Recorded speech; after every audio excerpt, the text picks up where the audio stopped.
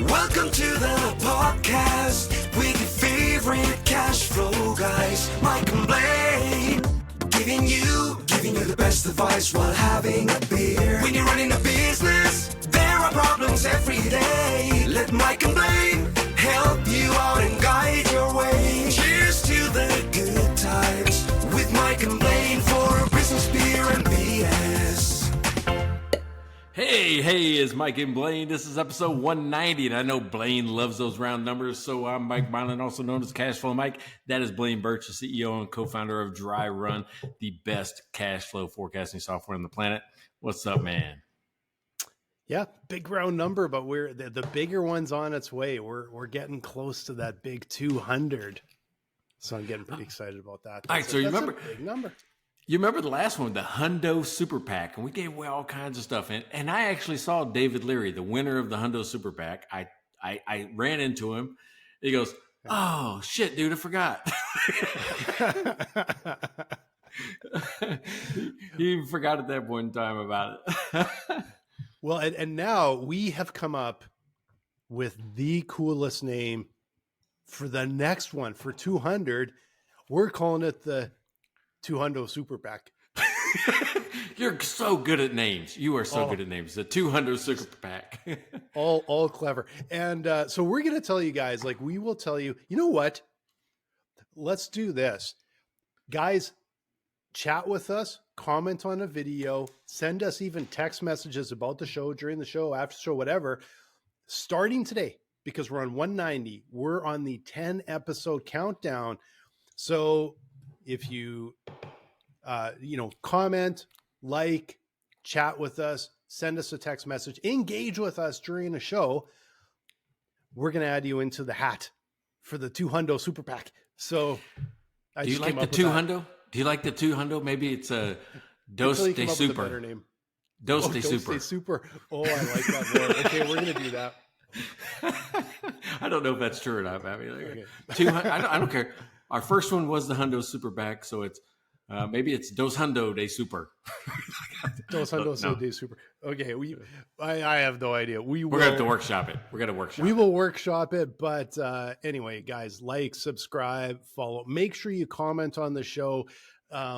Any of those is going to get you into the hat that we'll draw live on the show, episode 200, to win our 200 mega pack, whatever we call it. We don't know what's in it yet, but it'll be fun. We'll come up with something to get you something. Thanks for watching the show. Appreciate you guys. All right. So I just got back from Provo, Utah. So that's why we're talking about trade shows, right? Because I was just at one. So I wanted to talk about, that experience and, go through, some lessons learned and all that type of stuff. But hey, this is a show about business, beer, and BS. So let's get to the beer. What you drinking today? All right. So because topic today, the booth will expose you. Just like you said, we're going to talk about these trade shows. When you're at a trade show, what you are looking for is the perfect day. And the beer for today is from the Establishment Brewery in Calgary, which is an outstanding brewery. Perfect Day Hazy IPA. So if you're in Calgary, go over to the Establishment. They have terrific beer and a really cool brew pub there as well. So make sure you check them out. What's interesting about that? Well, what's interesting about that? It's the Perfect Day, but it's a hazy IPA. So Perfect Day is not hazy.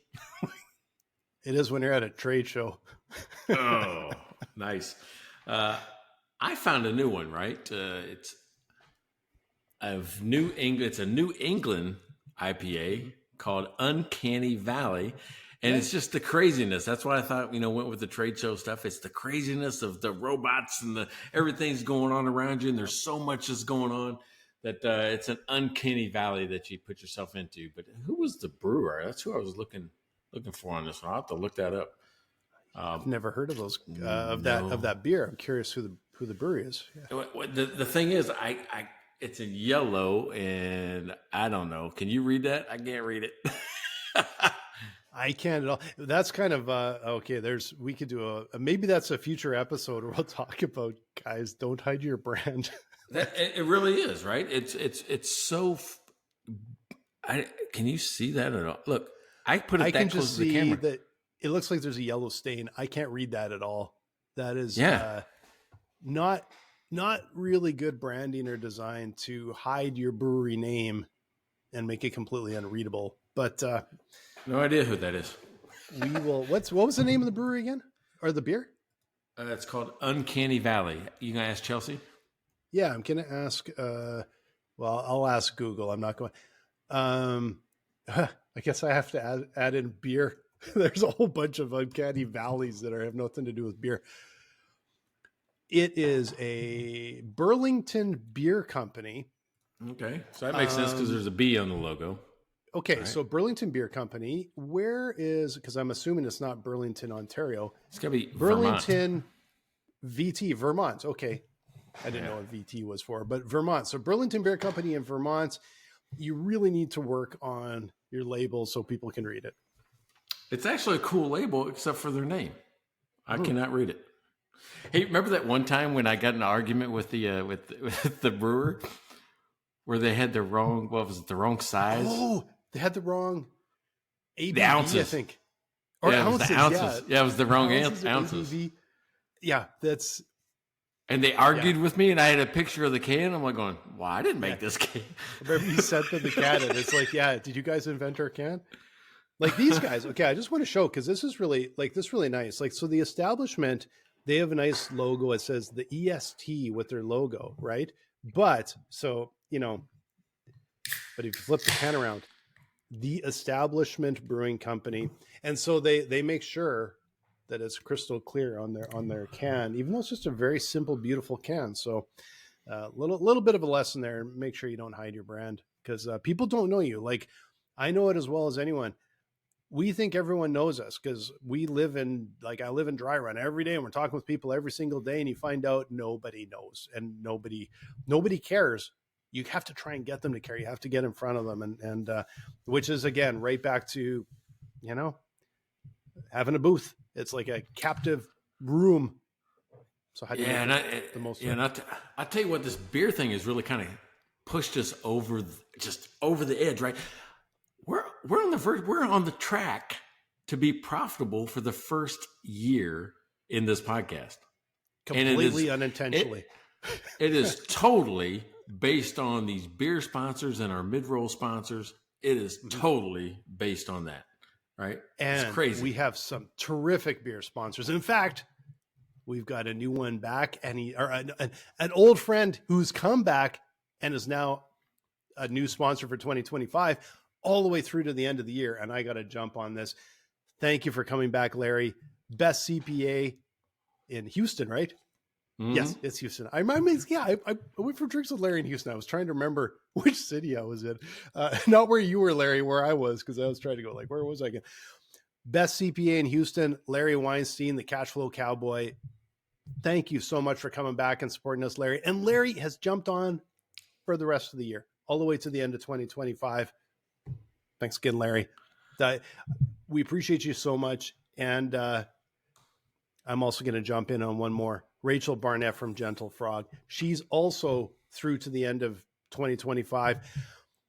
If you have a small business and you need to know how to use QuickBooks, you have to go check out gentlefrog.com, or even better yet, go to youtube.com/gentlefrog, and you'll find all kinds of videos on how to make QBO work for your business.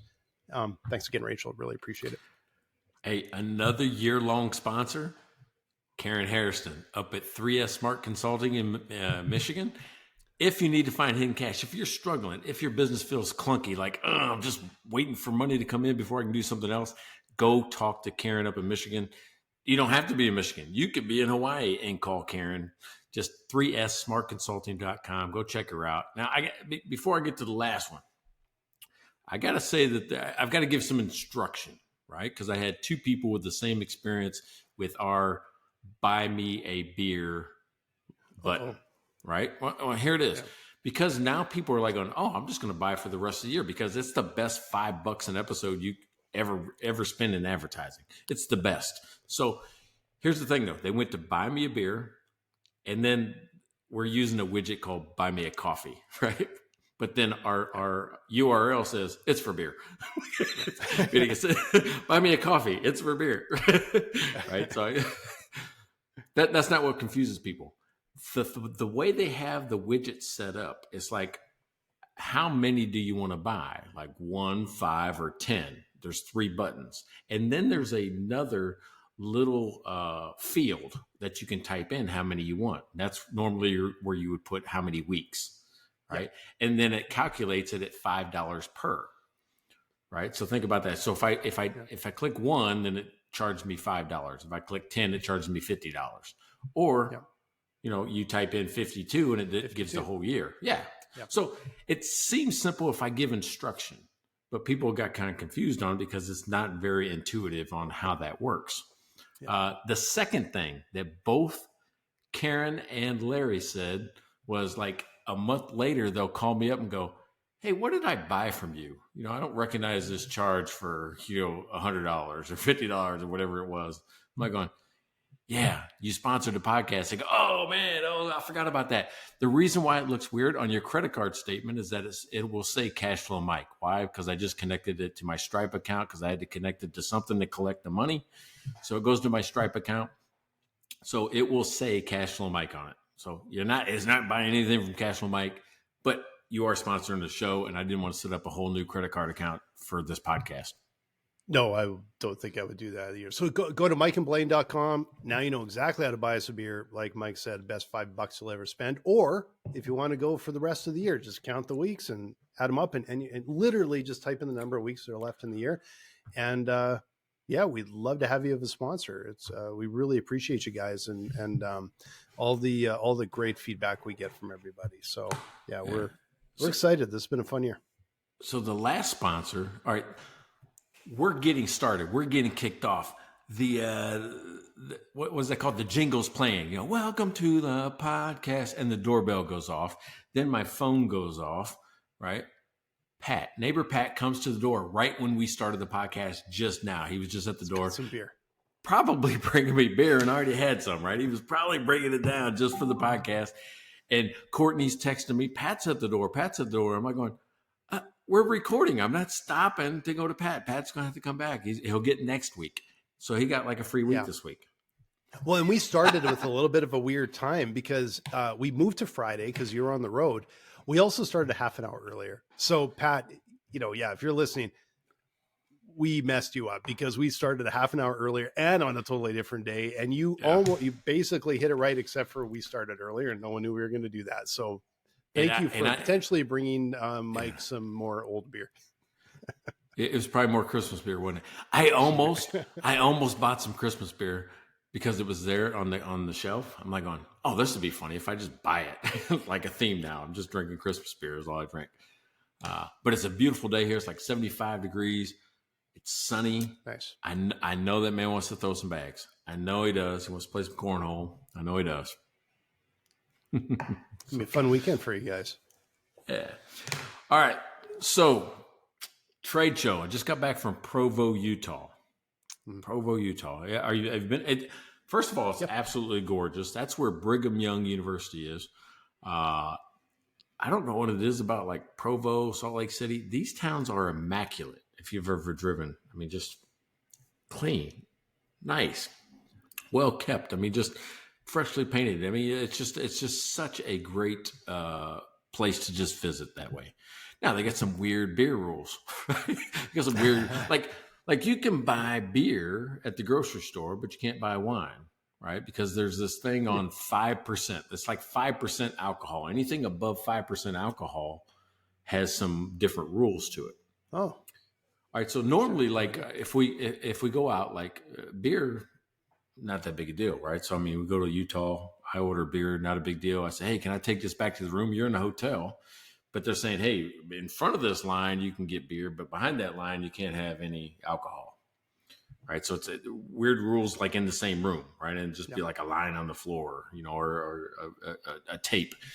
Well, sometimes it used to be where you had to have food, depending on their license. Now, this is where I get confused. Like the Marriott we were staying at has 2 different licenses depending on what side of the room you're on. It's an open room. It's like If I'm on that side of the room, I don't have to buy food. But if I'm on this side of the room, I have to buy food, right? It's okay. And they'll just sell you like a cup of nuts or something come on, man. Are we really? What are we stopping if I got to buy a cup of nuts or a piece of bacon or something like that? It's like craziness. Yeah. Well, this is the first time ever that I saw the manipulation of wine. When you go to, you guys ever drink wine when you go out? Oh, occasionally, but we usually drink beer, but we occasionally do, yeah.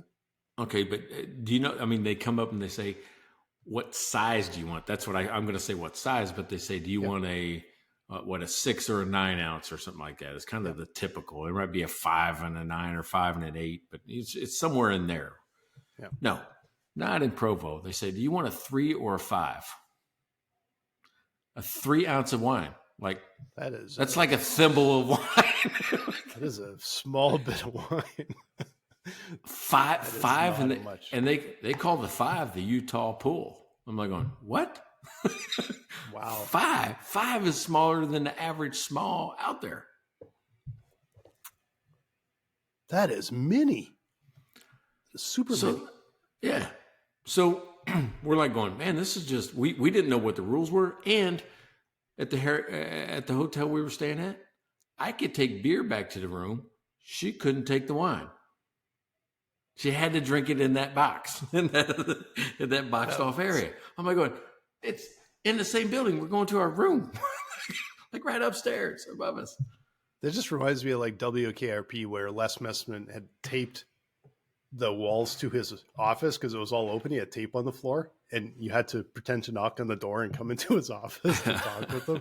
There's a tape on the floor. But opposite end of that, we go up to Salt Lake City. We find this little block area, and it's just like every other nightlife you've ever seen. I got Negroni. She got like an oversized poured wine. 45-minute drive just from one side of, I forget what is the I-10 or something. I think it's, or 15. I think 15, it's I-15. Yeah, I-15. 45-minute difference. Way different in everything. Just totally different. Yeah. So craziness. But the reason I'm bringing that up is that I got invited to speak at GrowCon, and I was rolling out new material from the new book. And dude, I was on fire. I took this old Irish proverb, right? Some people don't know what proverbs are. Think simple story that teaches a lesson. That's a proverb, right? And most of them have some type of framework, some type of structure that, they kind of follow along. It could be a rhyme. It could be just a whatever. Well, I use this one called Why Worry? It's an Irish proverb about your health. Why worry? Because there's only 2 things you have to worry about, if you're sick or if you're healthy, right? And if you're healthy, you don't have anything to worry about. If you're sick, you only got 2 things to worry about, right? Then it goes off like that. Well, I did that. I built one using that same structure for business. And I said, hey, listen, why worry about your business? There's only 2 things ever to worry about in a business, right? It's cash flowing in or it's not. If cash is flowing in, you don't have anything to worry about. If it's not, well, you only got 2 things to worry about. So can I find the leak or I can't? Well, if I can find the leak, I don't have anything to worry about. If I can't, well, then I only got 2 things to worry about. Yeah, so you get it right. It was just, and people by that time they already caught on to it, right? And it kind of went on, and they were like, "Oh yeah," and they were saying it with me, and it was just because I used that up front, and then I had a callback to it at the end of the 40 minutes that they gave me about the lesson I just taught them, because I taught it in the fact that it was everything you did in the conversation was like a decision tree. What that person says decides what I do next. And so I used that same structure to get people to remember the steps that I taught them in the conversation. So it was super cool. And I can't wait for the video to come out. I got some third-party video, but not the professional one. I'll put something on Facebook about it because it was really good. Nice. It was really good. So nice. Oh, wish I'd been there.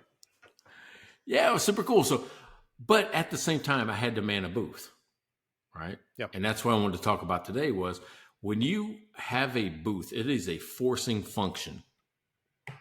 Meaning, if your message isn't tight, if your branding isn't right, you'll lose people's sales. You will do harm to your brand in the same amount of time or less amount of time than you just being at your desk at home. Yeah. Yeah. Yeah. You can lose trust of people really quickly, but like you said, even in the show description here, it is the ultimate quick way to learn a lot, because you can have a lot of conversations in a really short time. And it isn't like the booth is good because you kind of get people sort of coming in and talking with you. But I would say just to me, one of the benefits of a conference, and if I go to these things, I don't spend almost any time in the sessions. I'll be honest with you. Very rarely will I spend time in a session. I want to talk with people the entire time, because everybody I want to talk to or potentially want to talk to is there in one room. It's a huge opportunity, like you said, to learn from them, to craft your message, to work on your pitch, to work in your positioning, and to figure out in a really short time, is this the right group? Is it the wrong group? You find out quick. Yeah, and I tell you, if you're stumbling over your own message, you have to get there fast. I mean, you've got maybe 15 seconds to talk to somebody about two things. What do you do, and why should I get it from you? Right? That's what everything comes down to, is those two things. So the message comes down to like 2 to 3 sentences is all you got time for in most cases. Mm-hmm. Yeah. So it's a great way to craft your message. But like I'll tell you, and I've probably shared on this show before, I was at South by Southwest a couple of years ago, and man, I must have had 100 meetings there. And it was the biggest dose of reality was these aren't the right people.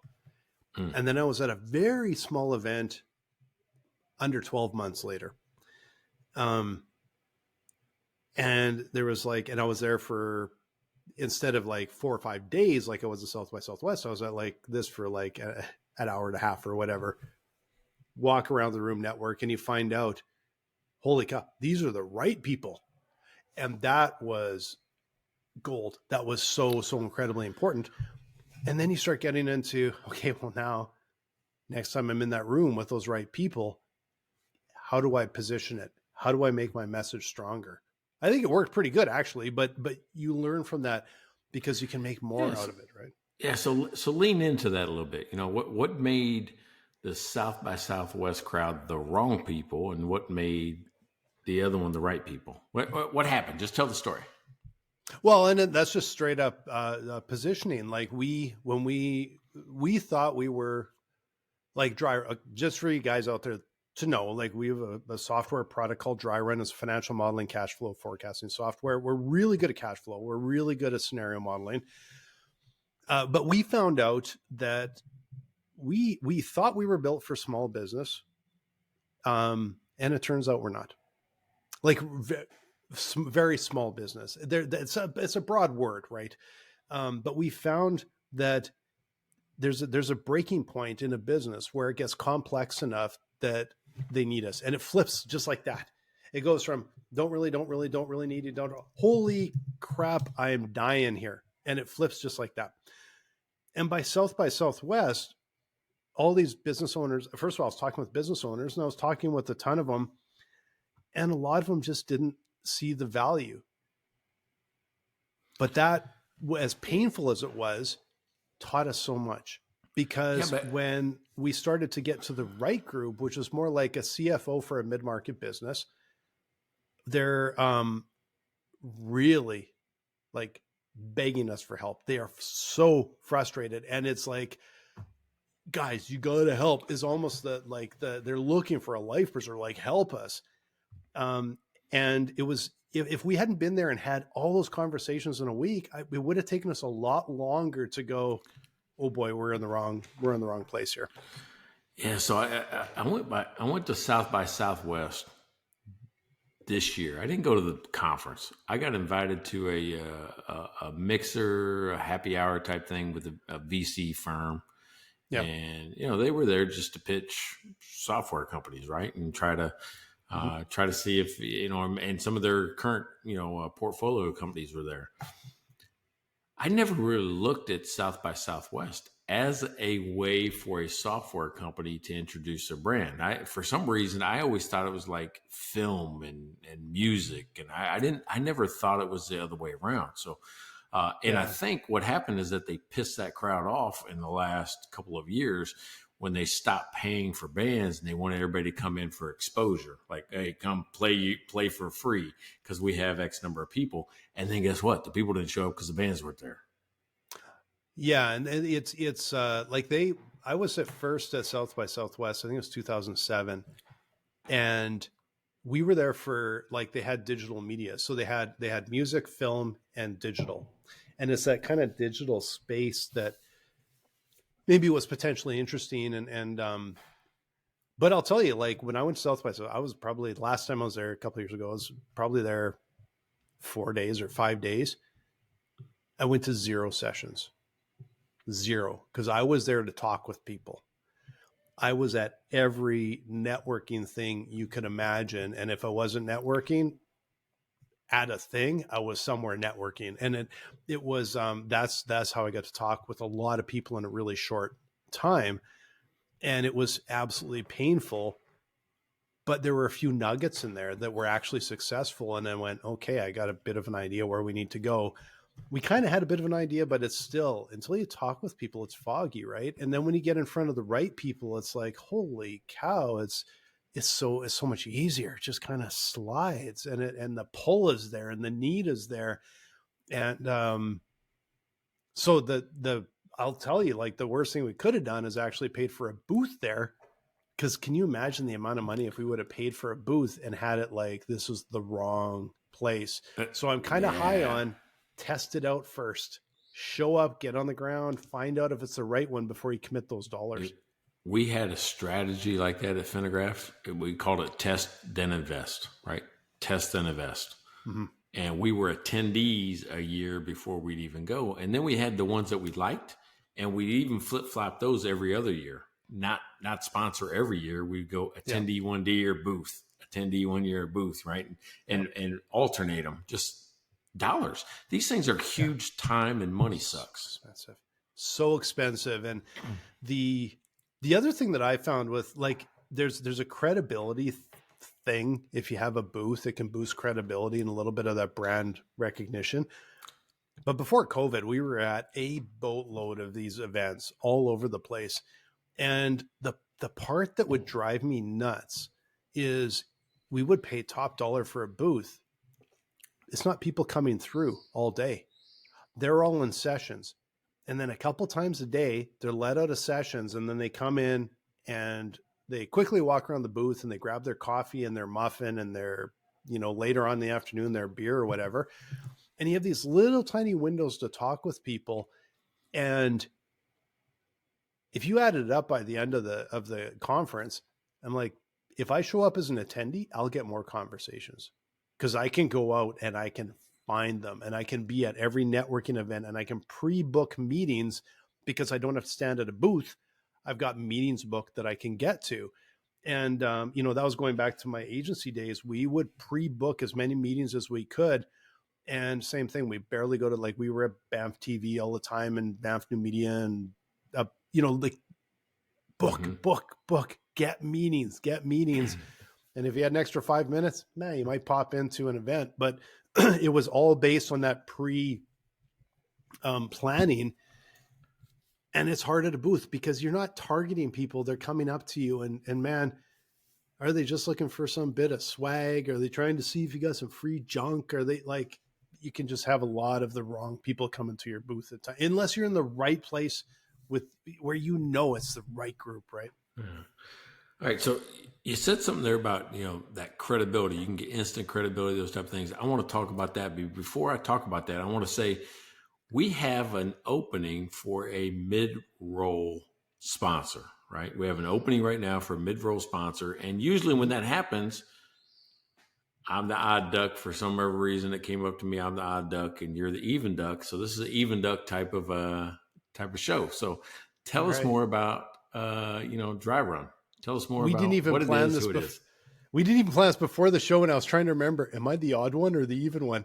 But You used to be the odd one, but something happened. It flipped because of something happened. Something happened. I started out as the odd, turned out to be the even. But okay, if you, and I've already talked a tiny bit about dry run, but if you are a finance pro, especially a CFO, you're on a finance team, you need to come and talk with us. If you are in a spreadsheet, to first of all, understand what's happening in your cash flow, but also to understand what's happening in, like today, what's happening with tariffs, what's happening with interest rates, what is happening to our business. And the more complex it is, the more we can help you. So if you got multi-entity, multi-currency, a bunch of people involved, we simplify all of that down. You have data from, we got a little over here and a little over there and kind of over here, and we got to pull all this out and it's a big mess. We're good at that. So come and see us at dryrun.com. We're going to help you look into the future, understand where your business is going, and take all of that pain away. I love how you guys have evolved from cash flow forecasting to scenario modeling. Just it's bigger than forecasting. I mean, I think you and and I've never asked you about this, but I've changed. I mean, I've built cash flow tool and we made it too involved. There's too many things. And it always changes and it's always wrong. And cash flow optimization is bigger than forecasting. It's a piece. So what you're doing is you're putting a lot more into the what if, how do I make the bus stop, based on what we said in the past, how do I get it to turn? How do I avoid it altogether? Right. So I love what you've done is to expand what you can do with data so people can actually keep more of what they earn. And get you out of a spreadsheet. Everyone's get you out of a spreadsheet. Bloody spreadsheet. Yeah. So, Anyway. Very cool. Right. Hey, me, I'm just going to stick to my knitting and talk about cash flow. I'm going to talk about not just forecasting, but it's just all of it, right? Just all of it. Every little bit. So, all right. See, if you didn't catch it, sometimes we miss them, but I got one of the secret words in right there. Got one of the secret words. And,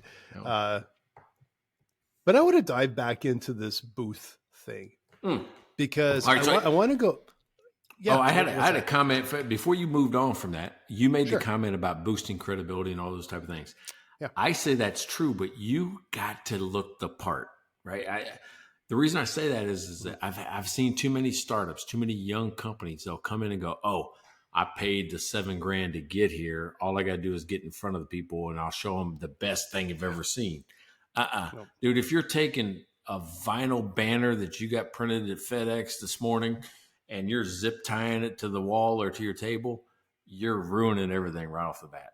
Because people look at it like, "Oh no, they might have built this company over." If they can't take the time to think about how they look in front of 1,000 people, their product can't be that great either. Yeah,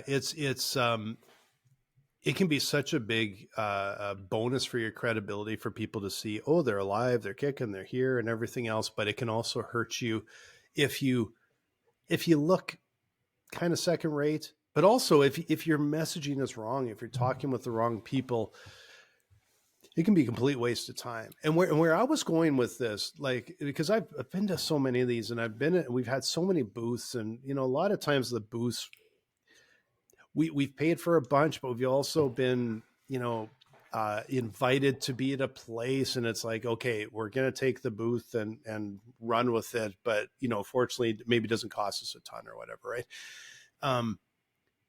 But going back to my agency days, and I don't think it's any different here. And mostly because we've moved up in who we serve most often tends to be, the top end of small business, like multi-million into mid-market, into the tens and hundreds of millions. That's who we talk with the most today. Relationship building is really critical there. And that was based, like when I had my creative agency, we moved on from serving small business really quickly and got into mid-market and full-on enterprise and a lot of government. Because that was the right place for us. That's where we fit. That's where we could help the most. But I will tell you that we used to say all the time, we made more money in the bar than we ever made anywhere else. And what we meant by that was we would be at a conference, we would be all the time. And we were again, meeting, just networking the living shit out of it. But what would happen is we would find people that we connected with really well, that they had a problem we could likely solve. They were interested in talking with us. And we would always, I remember like Banff TV and St. James and Banff, we'd always end up there. There's other places in town we would go, but we'd always end up at the St. James. And it's the place, like I always say, we made money, but it wasn't that you made money. It's that you developed relationships. So it went beyond passing a business card and a short conversation to chatting with someone and learning about them and getting like, hey, where are you from? And what do you like to do? Like just developing that relationship and getting enough of a toehold that you would follow up a week later and they want to talk with you, and it would build and build and build. And that's part of the problem with the booths, is if you don't take it past that really quick little introduction, it's hard to turn it into something.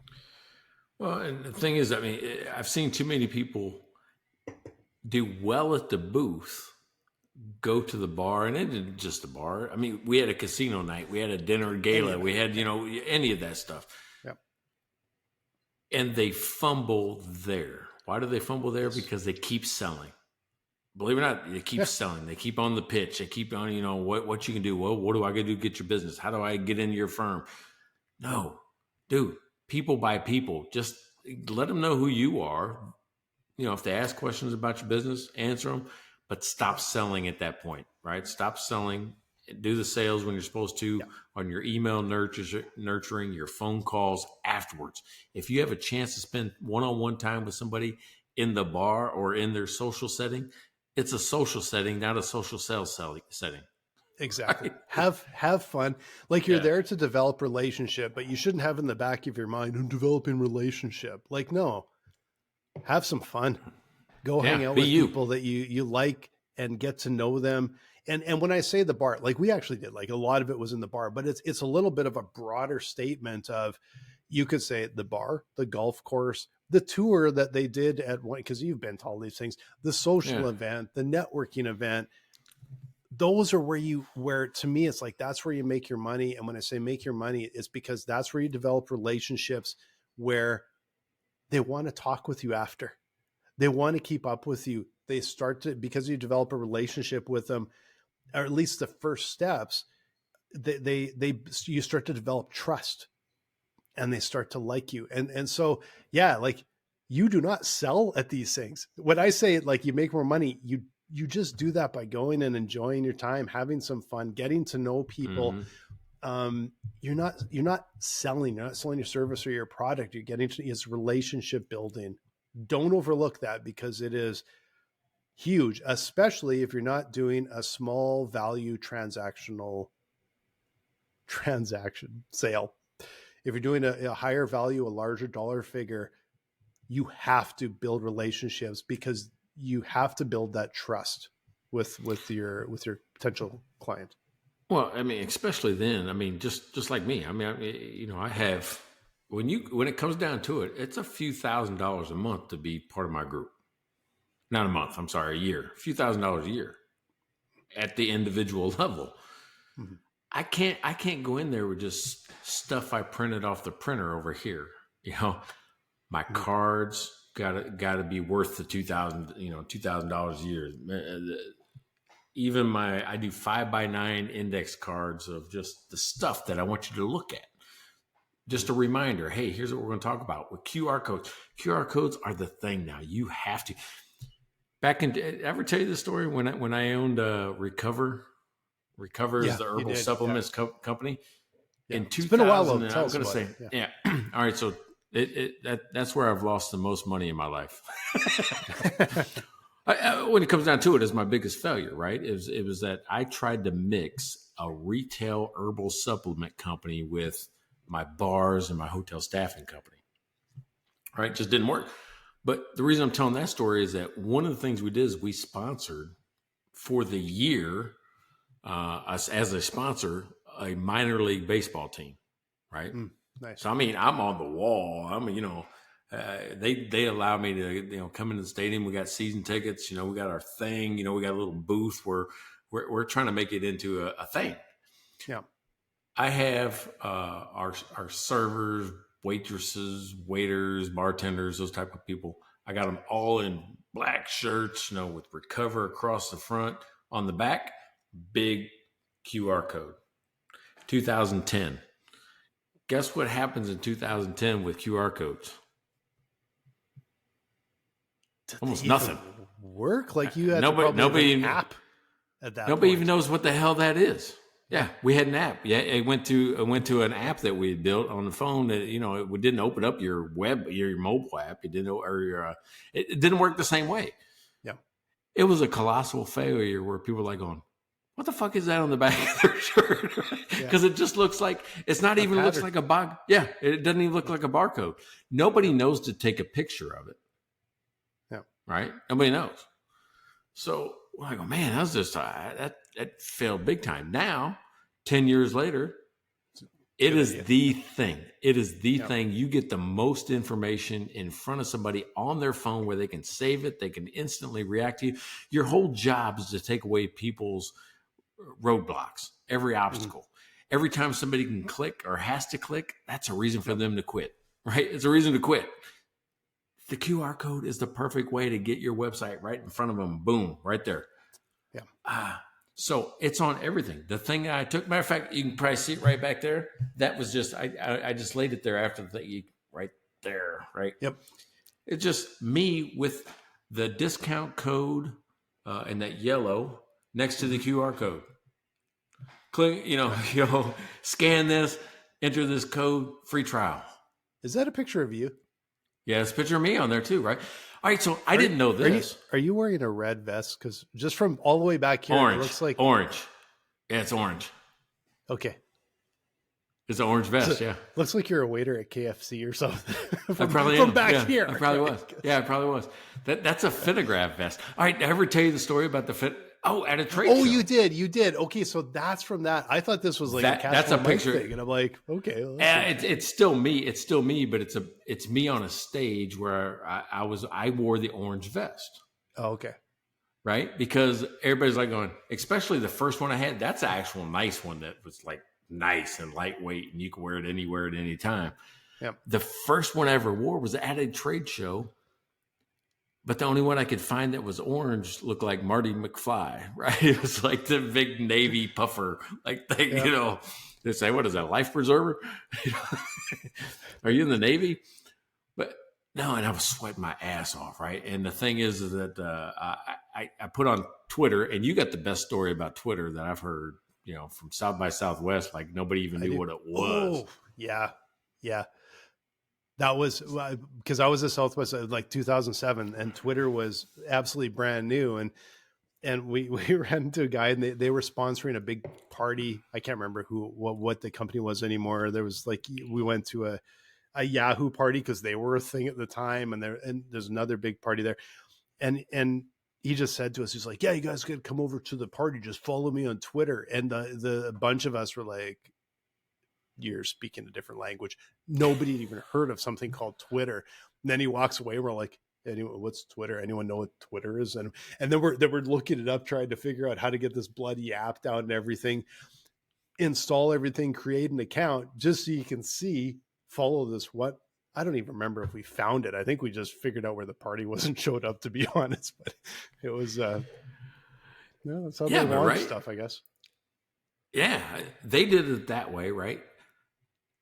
Tinder, the dating app. Did you know how they grew? No. They did paid. They would go to college campuses, did paid happy hours. They'd get a bus, a big bus. Say, hey, anybody want to go to a free happy hour? And they'd put all these college kids on a bus, and they said, before you get on the bus, you had to download this app, right? And if people were setting up their profiles where they're sitting on the bus going to the bar, and then they'd see their friends that were on the bus. They created all these user accounts by filling a bus full of people, and they put, 50, 100 people or whatever, however many this bus would hold. And then all of a sudden you're swiping, seeing like, holy shit, that's that guy sitting up there. Or that's that girl sitting over there. That's creepy. I'll be honest with you. That just sounds creepy. But I guess they found their way, right? They found a way to make it work. Yeah, well, then people would keep it, and then they go back to the college campus and tell their friends. Well, Viral marketing. That's apparently it worked. Probably a double entendre there, but anyway. Yeah, that's funny. All right, so what the hell was I talking about? Oh, I was telling the story about Recover and Twitter. Oh, the puffer vest, because you pointed it out, right? Well, that was actually on my thing. I don't know what it is, but people connect my face now to the brand. It's an easier thing to do, I guess, for me right now, right? It's just an easier thing to do for me. So I noticed that most of the things that I'm in, either a video or a photo or an ad or that, it gets more engagement, it gets better results than if I'm not. Yeah, I think I just blend away. The brand. Yeah.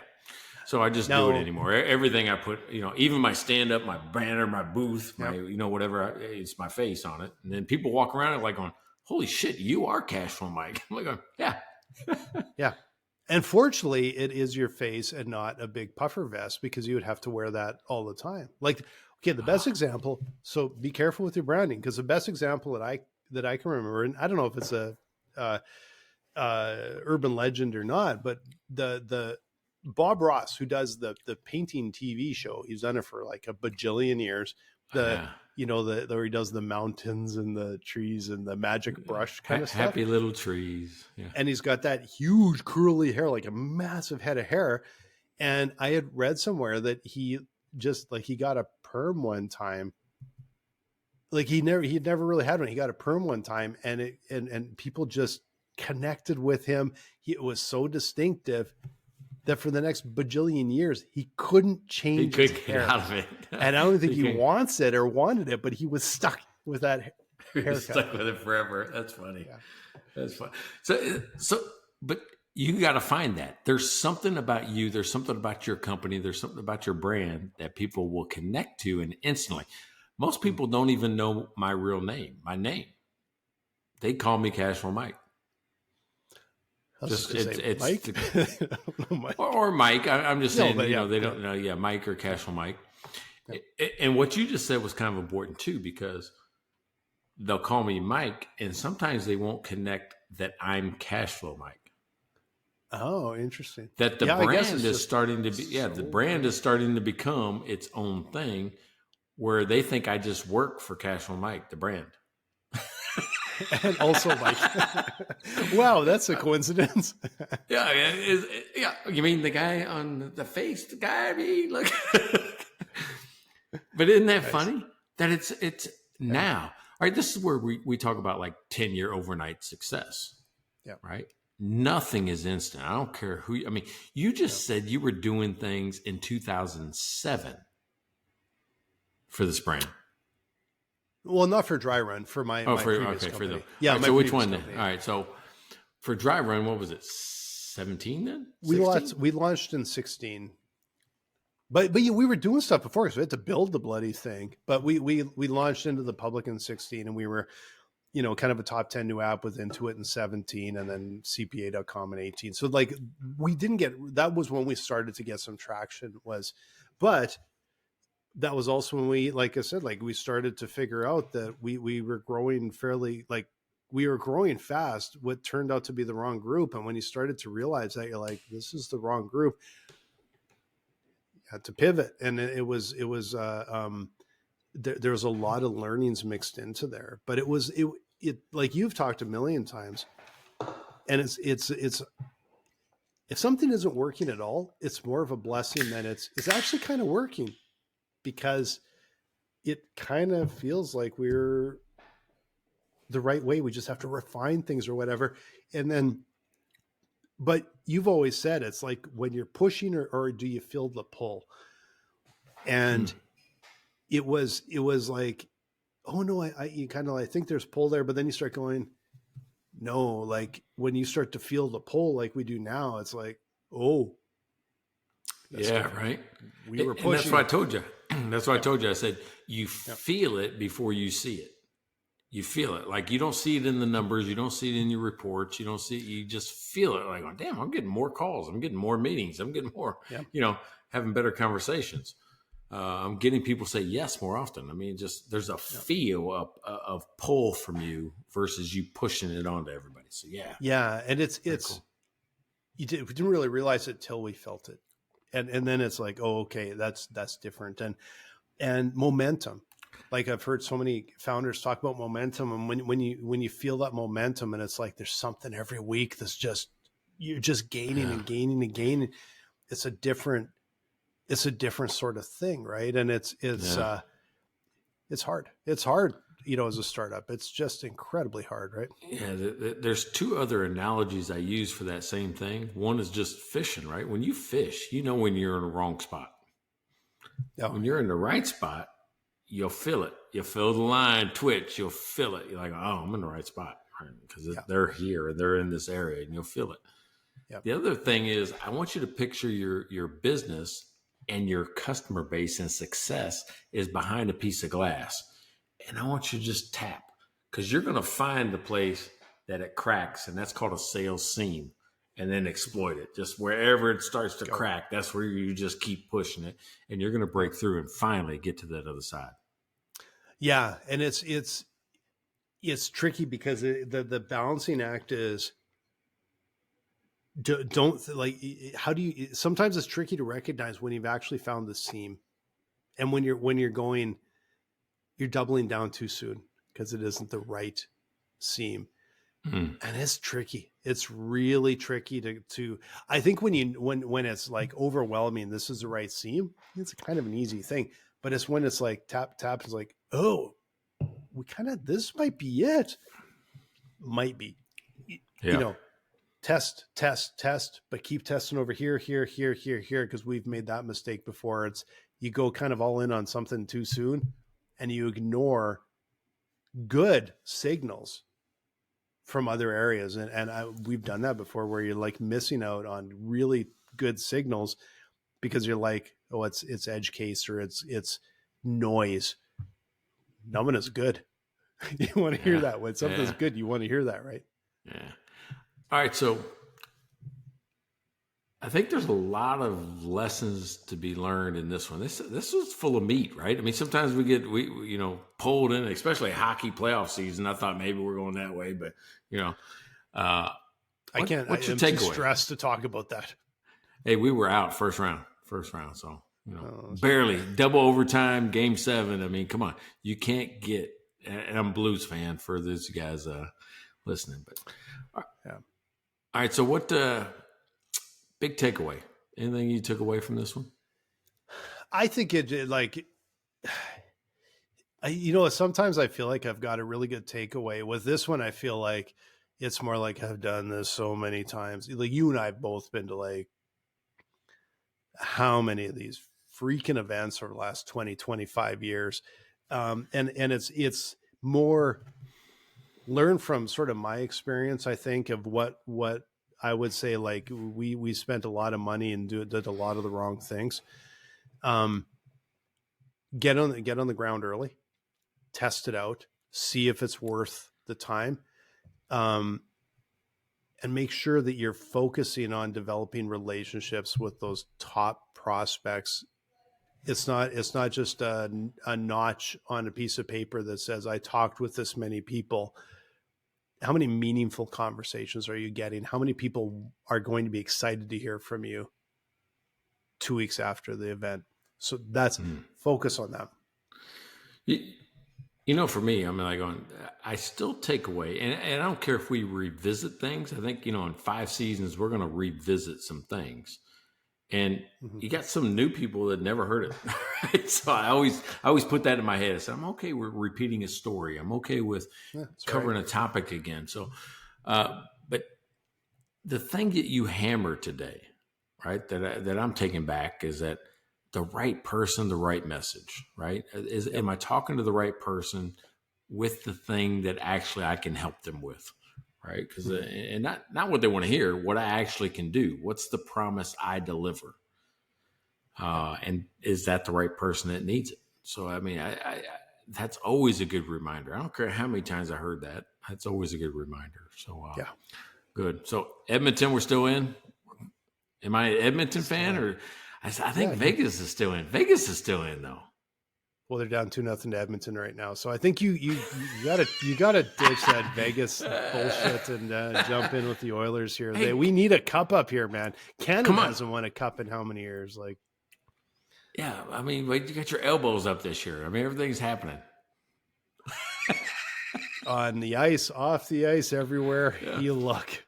But Courtney and I's first date was Blues versus Vegas. So she went Vegas. Of course, it's just like all my friends. Shane does it. Everybody just fucking picks everybody I like. They pick the opposite.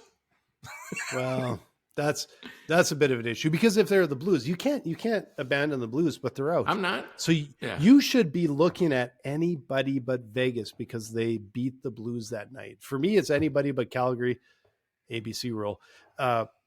We extend it to anybody but Toronto and anybody but Vancouver, but the ABC rule is hard set in the heart of every Edmontonian. And I know Calgary hates us even more. So that's okay. All right. So do you have a chance? I'll be honest with you. I didn't think we did because we limped into the playoffs with so many injuries. And that team just keeps getting better. They've won 6 in a row. They've been down every game. That's a new record. No one's actually been down every game and come back to win 6 in a row. They still are missing Ekholm, who is, I'm not sure they can win a cup without him, but if they make it through this round, I think he might be healthy enough to play 3. I don't know. It's so hard, but they're starting to make a believer out of everyone over here because they're just finding a way to win. So they're a fun team to watch. Okay, so hey, this is 190 in the books. We're getting ready to do the dose de, what do we call it? Dose de super. Let's just stick with the 200 super pack because this is so much easier for me to say and 200 and talk about. And we may have a new name by next week, but we will call it maybe it's like the Fiddle Hopper 200, kind of like a race. I was going to try to get in. Here's what I was going to do. You kind of preempted it. I was going to say, we didn't say one of the words. If you know the word, put it in, and it would have been an entry into the dose, but you went ahead and took it from us. And you know who just got entries? Thanks, Pat. Because, Pat just said in the comments, you were in Austin, Texas, and did not say hello. Okay, Pat, this is a while ago. You weren't in Austin. You're in San Antonio, so that's a bit of a drive. And he wants to play you in bags tonight. So, hey, did I call that? I already called that. Yeah, he must be way behind. Pat, you're the first one into the draw. So everyone else, make sure you like, subscribe, follow, comment, even send us a text message about the show. And because we get those quite often, actually, it's kind of funny. And you will be entered into the 200 super pack or the to be named later. Oh no, what did we just call it? The Fiddle Hopper 200? That's a good one. Fiddle Hopper 200. There you go. Okay, I like it. All right. It's like the Indy 500, but on the Mike and Blaine show. Check out their website at mikeandblaine.com. Then subscribe to the podcast and buy these guys a beer.